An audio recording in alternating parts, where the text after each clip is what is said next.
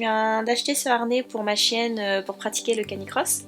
Et je voulais savoir du coup s'il était bien adapté à la pratique et à sa morphologie et savoir comment le régler également.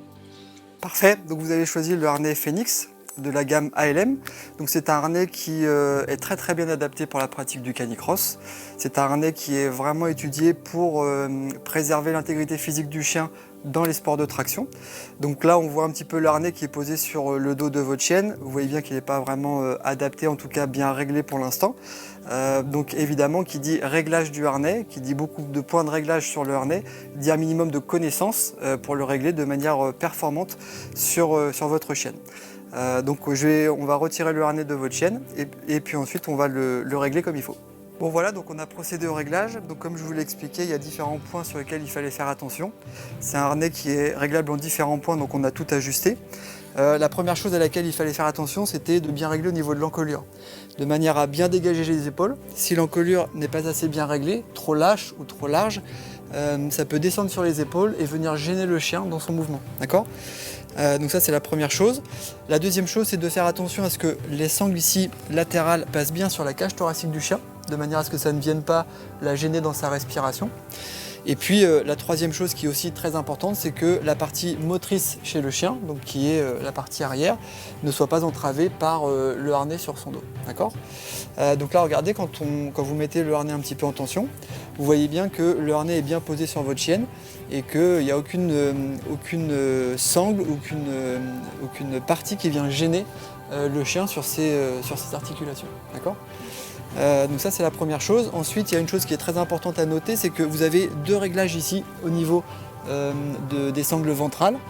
Ça permet de vraiment adapter le harnais à la morphologie du chien. Là vous avez une chienne typée un peu chasse, donc avec un poitrail assez proéminent. Ça évite que le harnais tourne lors de l'effort en canicross. S'il n'y avait pas ce réglage-là, il y aurait eu de fortes chances que le harnais se retrouve logé soit dans l'épaule gauche, soit dans l'épaule droite, et donc que ça crée des lésions à court, moyen ou même à long terme sur votre chienne. D'accord ? Donc là on a deux sangles de réglage. Il faut faire attention à bien équilibrer les réglages entre ces deux sangles, de manière à ce que justement ces sangles-là ne se retrouvent pas étriquées par le réglage. Voilà. Un harnais, quand vous voulez regarder si le harnais est bien posé sur votre chaîne, il faut toujours le mettre en tension. La longe va venir s'accrocher exactement là où vous avez vos doigts. D'accord ? Donc cette petite cordelette là, vous pouvez l'ajuster. L'idéal c'est que vous puissiez attacher la longe juste, on va dire, à l'extrémité ou à la base de la queue de votre chienne. Pourquoi pas directement sur le dos, parce que si jamais à un moment donné en canicross, la longe se détend dans votre effort, si votre chienne ne tracte plus vraiment, il y a de fortes chances que le mousqueton vienne un petit peu gêner ou tapoter sur l'arrière de la chienne et que ce soit désagréable pour elle. Voilà. Si jamais, quand le harnais est vraiment en tension, vous venez accrocher la longe à l'extrémité du dos et à la base de la queue de votre chienne, ça ne la gênera pas dans l'effort. Pour le réglage au niveau ici, est-ce qu'on peut rentrer les sangles? Oui, tout à fait. Donc il y a un interstice qui est prévu à cet effet. Donc si jamais vous ne voulez pas voir les sangles se balader dans votre effort ou dans votre course, vous le rangez tout simplement dans les zones qui sont prévues à cet effet pour que de manière esthétique, on voit qu'il n'y ait pas du tout de réglage apparent. Et pour les sangles au niveau du dos, est-ce que faut qu'elles se croisent à un endroit spécifique? Alors c'est pas ça va vraiment dépendre du réglage que vous faites sur votre chienne. Évidemment, il faut faire attention d'équilibrer les deux côtés de réglage, parce que vous avez vu, c'est de manière symétrique, il faut pouvoir régler le harnais de manière symétrique. Donc évidemment, il ne faut pas déséquilibrer les réglages. C'est la même chose pour le réglage dorsal. Cette sangle-là permet de stabiliser le harnais, d'éviter aussi qu'il tourne dans l'effort. Et donc c'est à vous de voir un petit peu comment vous le réglez. Et à la pratique, une fois que vous allez faire votre première sortie en canicross, de voir un petit peu comment le harnais va se comporter, de parfois resserrer un petit peu ou desserrer un petit peu en fonction du comportement de votre chien dans l'effort. Un petit conseil, une fois que vous avez terminé votre première sortie en canicross, ne démarrez pas par des très longues sorties quand c'est du nouveau matériel et regardez s'il n'y a pas de frottement quelque part pour pouvoir ajuster au mieux le réglage du harnais. Donc pour passer le harnais à votre chienne, vous le mettez dans cette position-là, comme s'il était posé sur le dos de votre chienne. Vous lui enfilez évidemment par la tête, donc vous passez la main à l'endroit où sa tête doit passer et vous saisissez l'extrémité du harnais. Donc vous lui passez toujours avec douceur, de manière à ce qu'elle ne soit pas effrayée par le harnais.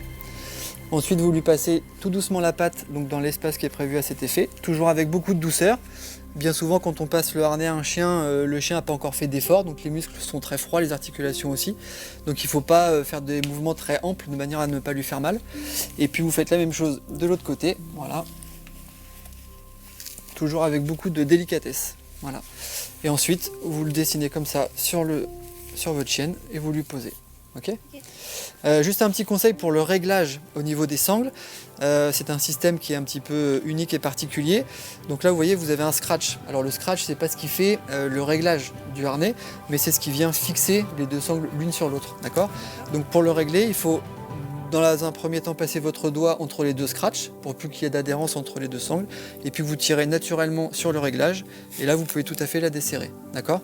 Et donc dans le sens inverse, vous faites la même chose, vous mettez le doigt entre les deux scratchs, vous saisissez la petite sangle qui est là, et puis vous tirez de manière à pouvoir resserrer comme il faut et ajuster le réglage de la meilleure manière qui soit. D'accord. Et voilà. Après, le réglage, il n'a pas de raison de bouger. Et après, le réglage, il n'a pas de raison de bouger.